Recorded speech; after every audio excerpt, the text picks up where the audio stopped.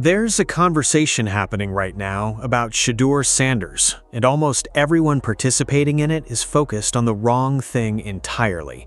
The debate is loud, the takes are hot, everybody's got an opinion about Cleveland, about the depth chart, about whether he deserves the starting spot, about whether Deion's influence is helping or hurting, about completion percentages and OTA reps, and all the other metrics the sports media loves to weaponize against a 22-year-old who hasn't even hit his prime yet.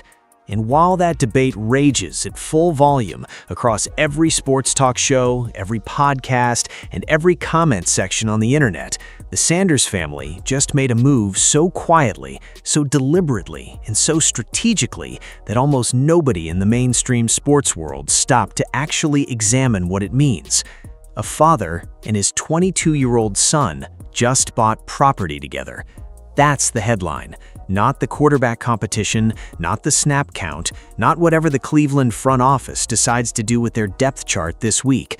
The real story, the one that will still be relevant long after this NFL season is ancient history, is the financial and generational infrastructure that Deion and Shedeur Sanders are building right now in real time, while the rest of the world is distracted by noise. And once you understand the full picture, the rejected endorsement deal, the spiritual framework Deion operates by, the values Shedeur was raised on, and what this property purchase actually signals about where this family is headed, you're going to look at every criticism that's ever been thrown at this family in a completely different light. Because this isn't the story of a famous father handing his son a free pass. This is the story of a deliberate, long-term, generational wealth strategy being executed in plain sight while the world argues about snap counts. Let's get into it. Before we talk about what the Sanders family is building, we need to spend a moment talking about what Shedeur has already survived, because the context matters enormously, and the sports media has been remarkably selective about how they frame it. Shedeur Sanders entered the NFL as one of the most scrutinized rookie quarterbacks in recent memory, and that scrutiny didn't come exclusively from what he did on the field. It came from who his father is, from the expectations that were projected onto him before he ever took a professional snap, and from an organization, the Cleveland Browns, that was dealing with its own internal dysfunction at the exact same moment it was supposed to be developing its most important young player. Think about what that environment actually looked like from the inside. You're a 22-year-old quarterback. You're navigating a quarterback competition that the organization itself seemed uncertain about. You're dealing with questions about OTA reps, about depth chart positioning, about whether the coaching staff is fully committed to your development or hedging their bets with other options. You're watching the sports media reduce your entire identity to your last name and your father's fame. And you're doing all of this while every single thing you say, every post you make, every interview you give gets filtered through a lens of skepticism that most rookie quarterbacks simply do not face. And here's what's remarkable about how he handled it. He didn't blow up publicly. He didn't go on social media and throw the organization under the bus. He didn't leak frustrations to reporters. He didn't use his massive platform, and make no mistake, his platform is enormous, to wage a public relations war against Cleveland's front office. When it would have been completely understandable, even justified, to publicly vent, he chose restraint every single time. His detractors have never been able to adequately explain that.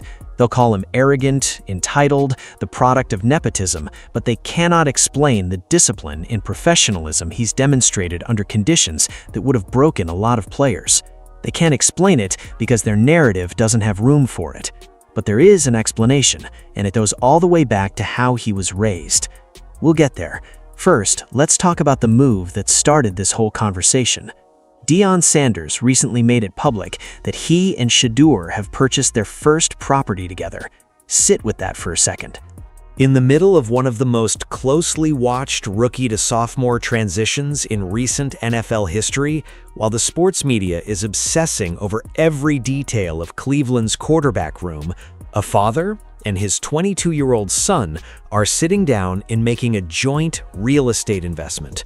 Not a gift, not a signing bonus splurge on a luxury item, a deliberate, structured, long-term financial partnership between two people who have clearly had serious conversations about wealth creation, asset building, and generational financial strategy.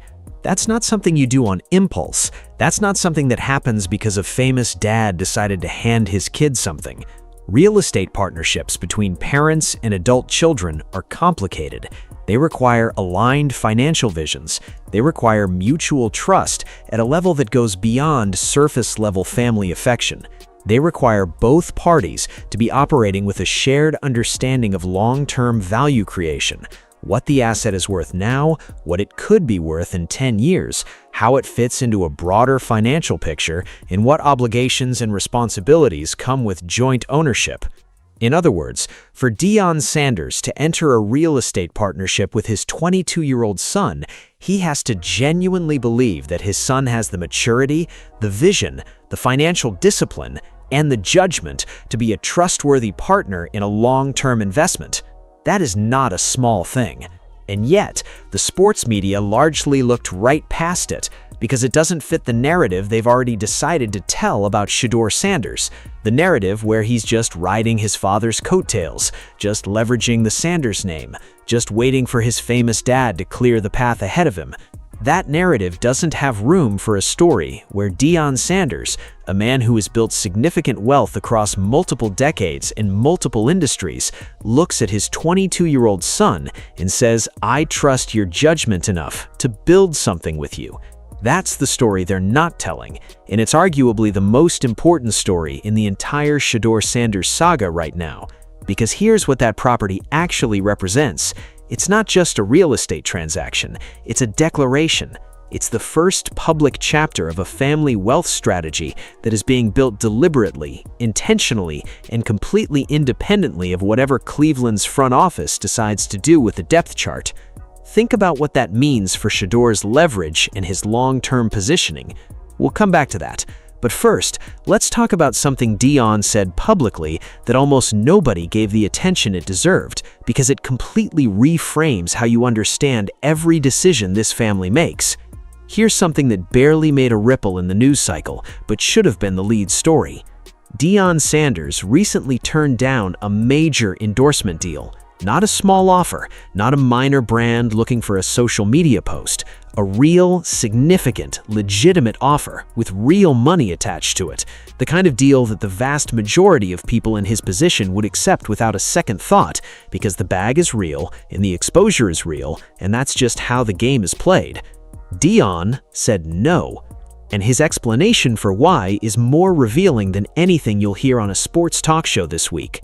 He turned it down, he explained, because the product didn't align with his personal experiences.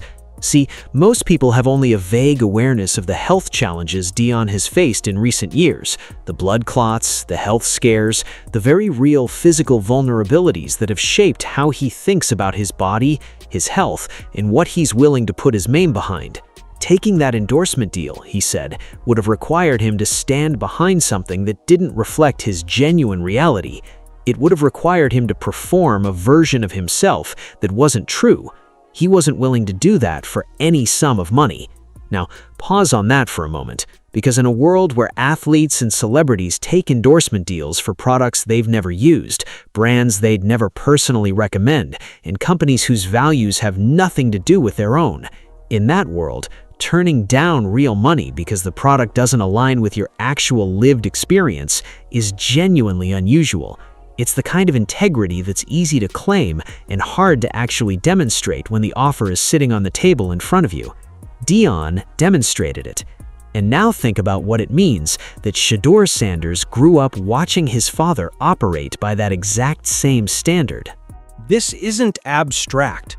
When you grow up in a household where the person you respect most is consistently choosing integrity over convenience, where you watch your father walk away from money because the deal doesn't reflect the truth, where the operating principle isn't take every bag that's offered, but only build on what's genuinely aligned with who you are, that becomes the lens through which you make your own decisions. It becomes your default setting. And this is the piece of context that Shedeur's critics have been missing entirely. They look at his composure in Cleveland's chaos and they can't explain it.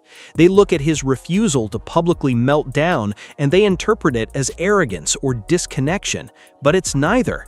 It's the direct, predictable result of being raised by someone who has spent decades making decisions based on values rather than optics.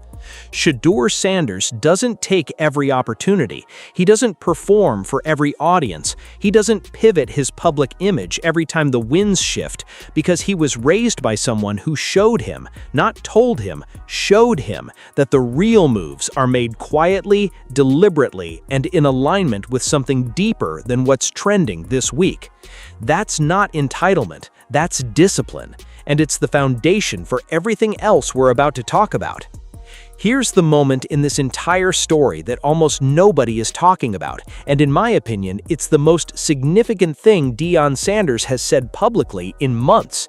It had nothing to do with football. It had nothing to do with Cleveland's quarterback room or the NFL draft or Shedeur's completion percentage. Deion Sanders said plainly and directly that God is his navigational system. He doesn't move unless he feels directed to move. He doesn't take an endorsement unless it aligns with that direction. He doesn't make a financial commitment until he's certain the foundation is solid.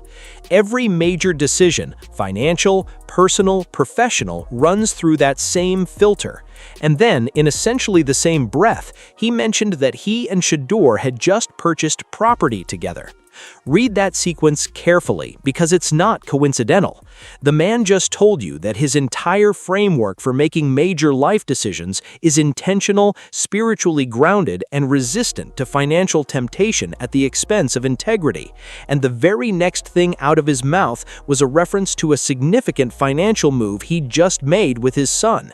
He wasn't separating those two things, he was connecting them.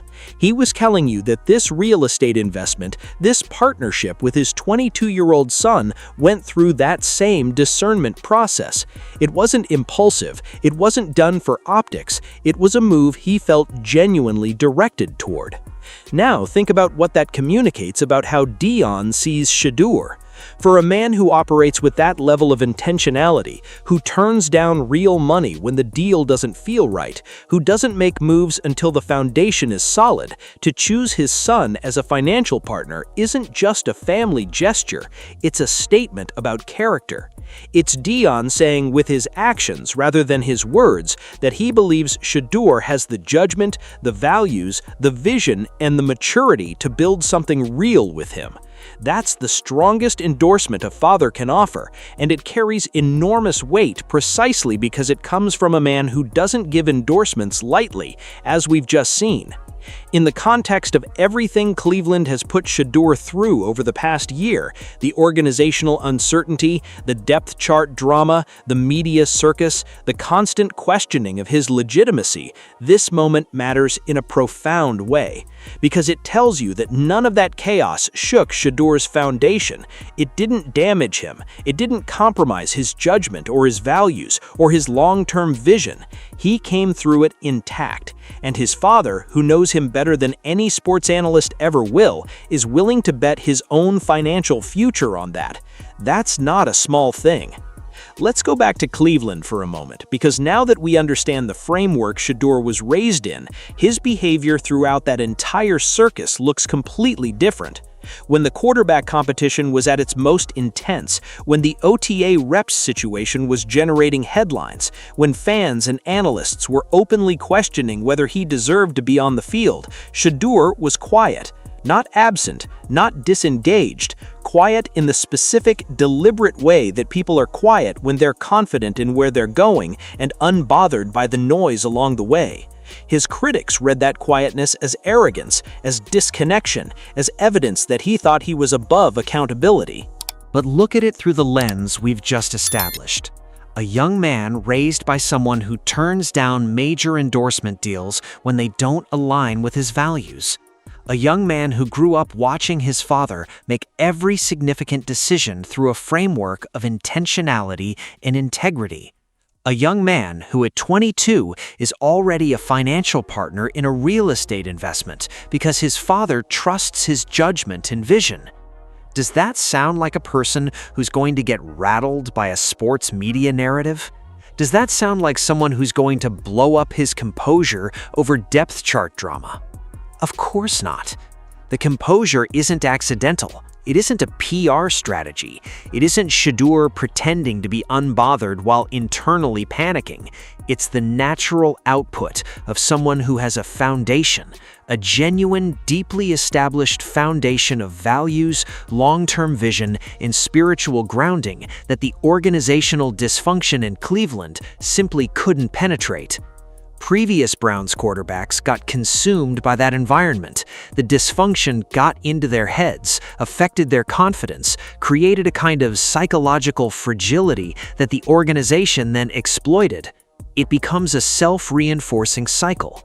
The organization creates chaos, the quarterback reacts to the chaos, the reaction becomes the story, and suddenly the quarterback is the problem rather than the environment. Shedeur broke that cycle, not because he's superhuman, but because he arrived with something that most of those previous quarterbacks didn't have, a clear, established sense of identity and purpose that existed entirely outside of Cleveland's approval or disapproval. You cannot gaslight a man who already knows exactly who he is. You cannot manipulate a young player who has a long-term vision, a financial foundation being actively built, a spiritual framework guiding his decisions, and a father who trusts him enough to invest with him. There's no lever to pull. There's no vulnerability to exploit. The usual playbook doesn't work. Cleveland got a quarterback. What they may not have fully understood yet is that they also got a business-minded, brand-aware, generationally thinking operator who is playing a completely different game than they're used to dealing with.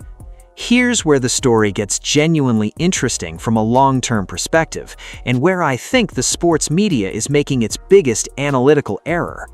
The conversation about Shedeur Sanders is almost entirely about football, about what he does between the white lines, about completion percentages and touchdown-to-interception ratios, and whether he can make the necessary throws in an NFL offense. And look, those things matter. We're not dismissing them. At the end of the day, he has to perform on Sundays. But football careers, even great ones, have a finite end date. And what separates the athletes who build lasting wealth and influence from those who don't isn't what happens during the career. It's what gets built alongside and beyond it. Shedeur Sanders, at 22 years old, is already building alongside and beyond. The real estate partnership with Deion isn't just an asset, it's the beginning of a financial infrastructure. It's a foundation layer in what could become, and given the Sanders family's track record, likely will become, a multifaceted business and investment portfolio. When you combine Deion's demonstrated discipline around endorsements, only partnering with brands that genuinely align with his values and experiences, you start to see the outline of a brand ecosystem that is being built with the same intentionality that Deion applies to every major decision. This isn't accidental. The Sanders family has watched how other athlete wealth stories play out, the ones that end with bankruptcy headlines or faded relevance 10 years after retirement, and they are consciously building something different, something that compounds, something that doesn't evaporate when the football stops. And here's the strategic dimension that makes this particularly powerful for Shedeur specifically. The financial independence he's building right now, the assets, the brand equity, the investment partnerships, those things give him leverage that most NFL quarterbacks simply don't have. Think about the power dynamic between a quarterback and an NFL franchise. Typically, the franchise holds almost all the leverage, especially over a young player still establishing himself. They control the depth chart, they control the practice reps, they control the public narrative through their relationships with beat reporters and team-friendly media, and they use all that leverage to shape and pressure and manage their quarterbacks in ways that serve the organization's interests. that leverage disappears, or at minimum significantly diminishes, when the quarterback isn't financially desperate, isn't brand dependent on the organization's approval, and has a long-term vision that extends well beyond this season or this contract. When you're financially secure, spiritually grounded, and building something that doesn't require Cleveland's blessing to succeed, the usual pressure points don't work. That's Shedeur's position, and it's a position that was built deliberately, not inherited. Let's talk about what all of this means practically for Shedeur's trajectory, because there's a way to read everything we've discussed that makes his situation in Cleveland look very different from the conventional narrative. The conventional narrative is that Shedeur needs Cleveland more than Cleveland needs him, that he's in a precarious position, fighting for a starting spot, needing to prove himself to an organization that already has doubts, that the power is with the franchise and Shedeur has to earn his way into their confidence. But here's a different read, and I'd argue it's a more accurate one. Shedeur is 22 years old. He has time. He has a platform. He has a family financial strategy that is already generating assets entirely independent of his NFL contract. He has a father who is one of the most recognizable figures in sports history, who has demonstrated the ability to build lasting wealth and influence across multiple decades and multiple industries.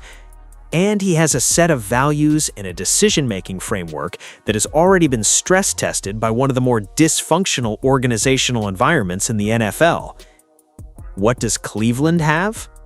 A quarterback room that has been a punchline for longer than most fans want to admit, an organizational history that has chewed through quarterbacks and coaching staffs with remarkable consistency, a fan base that is hungry for a franchise cornerstone but has been burned enough times to be justifiably cautious. They need Shedeur to work out more than Shedeur needs any specific outcome from Cleveland. Because if it doesn't work in Cleveland, Shedeur will land somewhere else with his values intact, his financial foundation still growing, his brand equity still building, and years of prime football still ahead of him. The experience of navigating Cleveland's chaos will actually make him stronger, more prepared, and more valuable to whatever organization comes next. That's not spin. That's just an honest assessment of the situation when you factor in everything we've talked about. The sports media is evaluating Shedeur Sanders as a quarterback, and he is a quarterback, that part isn't wrong, but he's also a 22-year-old who is simultaneously building a generational wealth strategy, establishing a personal brand built on authentic values rather than manufactured image, and developing the kind of financial and psychological independence that most NFL players don't achieve until years into their careers, if ever. The quarterback career is the visible part of the story, the part that gets the highlights and the hot takes and the debate segments. But the part that's going to matter in 10, 20, 30 years, that's the part that happened quietly while everyone was arguing about the depth chart.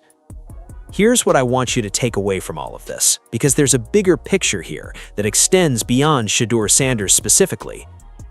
What the Sanders family is doing, the real estate investments, the selective endorsement partnerships, the long-term brand building, the spiritual and values-based decision framework, this is a blueprint, and it's being executed in real time, in public, by a family that has already demonstrated across multiple generations that they understand how generational wealth actually gets built. It doesn't get built by chasing every opportunity. It gets built by being selective enough to only build on what's genuinely solid, what's truly aligned, what's truly worthy of the name attached to it, what's truly going to compound in value over time. Deion Sanders turned down real money because the deal didn't align with who he actually is. That's not a small decision. That's a declaration of the standard he holds himself to and the standard he's modeled for his son. And Shedeur, watching that, internalized it, applied it, lives by it, which is why in the middle of one of the most scrutinized situations a young quarterback has ever been placed in, he kept his composure, protected his brand, maintained his foundation, and quietly entered a real estate partnership with his father that represents the beginning of something much larger than a football career. In 3 years, maybe fewer, people are going to be talking about Shedeur Sanders, the businessman, the investor, the brand builder, at least as much as they talk about Shedeur Sanders, the quarterback. The seeds being planted right now are going to produce fruit that the sports media isn't currently equipped to evaluate because they're still looking at him through a football lens. But you don't have to make that mistake. The real estate announcement was the first chapter of a much longer story. The endorsement deal rejection was a window into the values framework that guides every decision in this family. The composure in Cleveland was the proof of concept, evidence that the foundation is real, that it holds under pressure, that it can't be rattled by organizational dysfunction or media noise or outside pressure of any kind. This is what it looks like when a family plays a completely different game than everyone around them. And the most interesting part? They're only just getting started. Cleveland got a quarterback when they drafted Shedeur Sanders, but what they really got, what they may not have fully realized yet, is a generational thinker in a football player's body, a 22-year-old who already knows exactly who he is, where he's going, and how he's going to get there, regardless of any depth chart says. You can argue about Sundays all you want. The Sanders family is thinking about decades. And that changes everything. If you want to follow this story, both on and off the field, make sure you're subscribed because the chapters coming next are going to be worth watching. Drop a comment below. Do you think Shedeur Sanders is already building a legacy that goes beyond what happens on Sunday afternoons? Or does it all still come down to wins and losses? Let me know where you stand.